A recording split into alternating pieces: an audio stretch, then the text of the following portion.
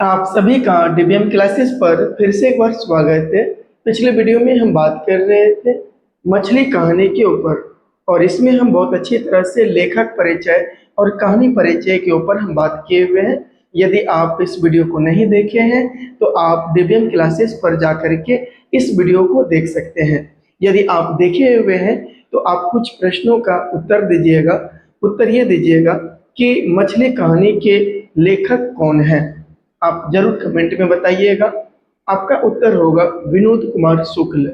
अगर हम आपसे पूछे कि विनोद कुमार शुक्ल का जन्म कब हुआ, आप कहेंगे 1 जनवरी 1937 ईस्वी में।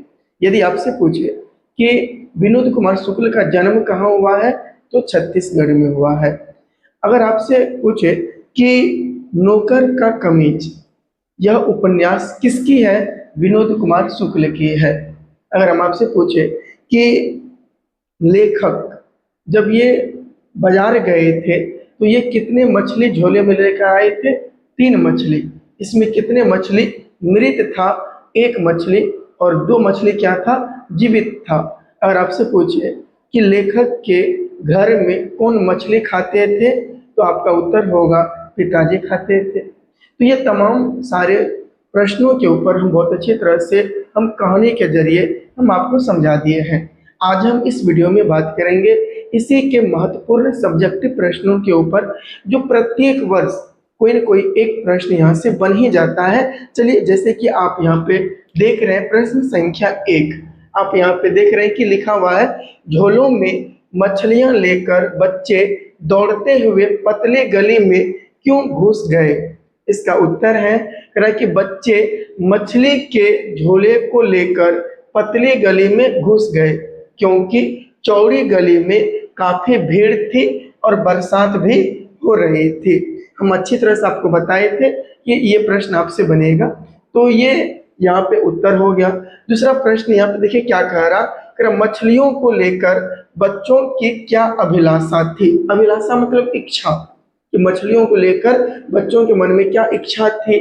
तो उत्तर कह रहा है कि बच्चे मछलियों के साथ खेलना चाहते थे। क्या करना चाहते थे, खेलना चाहते थे, जिसके लिए वह किसी एक मछली को कुएं में भी छोड़ना चाहते थे ताकि जब मन हो वहां से मछली को निकालकर खेल सके।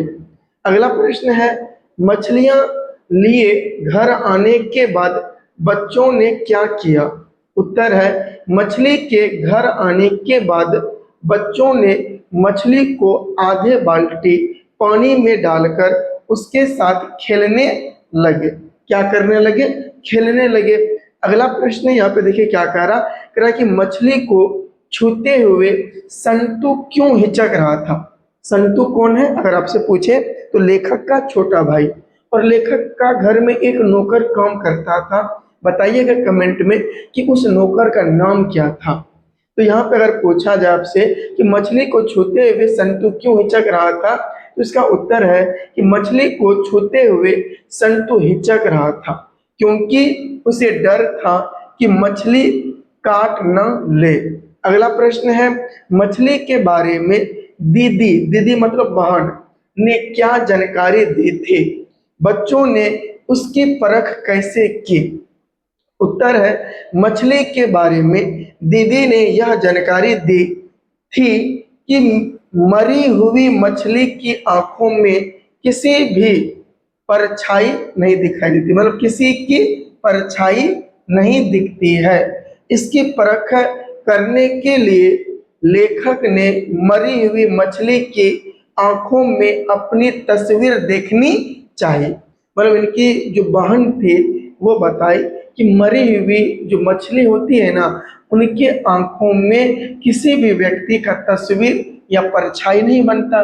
तो इसको जांच करने के लिए लेखक और लेखक का छोटा भाई दोनों चले गया, मृत मछली को लिया और उसमें झांक कर देखने लगा कि सचमुच में देखते हैं क्या इसमें दिखाई पड़ेगा। तो उनको अच्छी तरह से दिखाई नहीं पड़ रहा था, धुंधला धुंधला दिखाई पड़ रहा था। तो लेखक को लगा कि इसका आंख खराब है, या वो नहीं हो सकता है कि इसका रंग ऐसा होगा, तो अच्छी तरह से दिखाई नहीं दे रहा था। अगला प्रश्न यहाँ पे देखिए क्या कह रहा कि संतु क्यों उदास हो गया। ये संतु मतलब लेखक का भाई उदास क्यों हो गया। तो उत्तर है मछली को काटते हुए देखकर मछली के साथ खेलने की उसकी अभिलाषा मर गई। अभिलाषा मतलब इच्छा मर गई, इसलिए संतु उदास हो गया। उदास मतलब नाराज हो गया। अगला प्रश्न है कि घर में मछली कौन खाता था। जस्ट अभी आपसे पूछे हैं वह कैसे बनाई जाते थे। तो आपसे प्रश्न पूछेगा कि मछली को बनाने के लिए, मछली के लिए मसाला कौन पीस रही थी। माँ जी पीस रही थी। कौन पीस रही थी और मछली मछली को बना कौन रहा था। तो घर का नौकर। नौकर का नाम क्या है, कमेंट में जरूर बताइएगा। तो यहाँ पे कह रहा कि घर में मछली कौन खाता था, वह कैसे बनाई जाती थी। तो घर में मछली केवल लेखक के पिताजी खाते थे। मछली को बनाने के लिए एक मोटे से लकड़ी का पाटा, पाटा मतलब प्रकठा, क्या कहते हैं प्रकट्ठा था। प्रकट्ठा मतलब उस पर बनाने के लिए काट काट के पीस पीस बनाने के लिए। तो ये टोटल अभी 7 प्रश्न है और प्रश्न बाकी है जिसको हम आगे देखते हैं। पहले प्रश्न संख्या 8 को देखते हैं और ये क्या कह रहा है। कह रहा है कि दीदी कहाँ थी और क्या कर रही थी। दीदी मतलब इनकी बहन। तो कह रहा है क्या उत्तर में कि दीदी घर में थी और वह रो रही थी। दीदी क्या कर रही थी, रो रही थी। शायद पिताजी ने दीदी को डांटा होंगे, तो डांटे होंगे। अब अगला देखिए प्रश्न क्या कह रहा, कह रहा अरे अरे कहता हुआ भग्गू किसके पीछे भागा और क्यों। भग्गू जो है वो लेखक के घर का क्या है, नौकर है। तो जब वह संतु मछली लेकर भाग रहा था तो संतु के पीछे भग्गू भाग रहा था।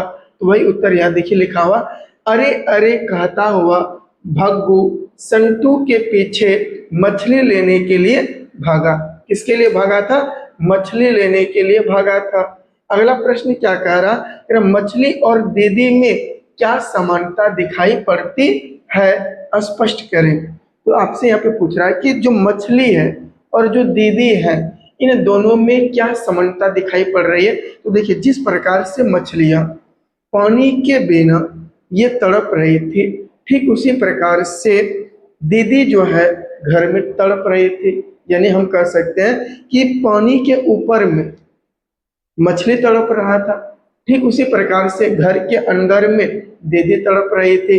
तो वही उत्तर लिखा हुआ है कि लेखक के अनुसार मछली और दीदी में यह समानता दिखाई पड़ी कि मछली जल से बाहर तड़प रही थी और दीदी घर के अंदर तड़प रही थी।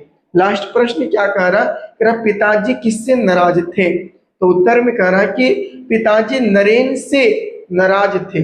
नरेन कौन है, नरेन कहा जाता दीदी की प्रेमी। कौन है, दीदी की प्रेमी है।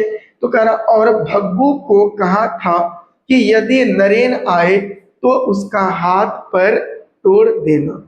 मतलब पिताजी नरेन से बहुत नाराज थे और इनके घर में जो नौकर रहते थे भग्गू, उनसे पिताजी बोले कि नरेन यदि आए तो उनका पैर हाथ तोड़ देना ताकि उनकी गुस्सा शांत हो पाए। उम्मीद करते हैं कि सारे प्रश्न आपको समझ में आया होगा। ये सारा कहानी बेस्ड है। मैंने जो कहानी पिछले वाले वीडियो में हम आपको समझाए हैं उसी के आधार पर ये सारा सब्जेक्टिव प्रश्न था। तो उम्मीद करते हैं कि ये आप अच्छी तरह से देख लिए होंगे और इनको नोट भी कर लिए होंगे। अब देखिए अगला जो चैप्टर का नाम है वो है नौबत खाने में इबादत। तो इनको हम देखेंगे नेक्स्ट वीडियो में। आज के लिए यहीं तक रहने के लिए देते हैं। आपसे एक आग्रह है कि यदि आप अभी तक इस वीडियो पर बने हुए हैं तो आप अपना राय जरूर कमेंट सेक्शन में रखिएगा कि मेरे बताने का तरीका, मेरे समझाने का तरीका किस प्रकार का है। यदि कहीं भी और इनको सुधार करना है तो आप जरूर बताइएगा ताकि अच्छी तरह से हम कर पाएंगे। और इस वीडियो को आप अपने मित्रों तक भी शेयर करिएगा। यदि चैनल पर नए हैं तो चैनल को भी सब्सक्राइब कर लीजिएगा और वीडियो को भी लाइक कर लीजिएगा। और मिलते हैं आपसे नेक्स्ट वीडियो में। धन्यवाद।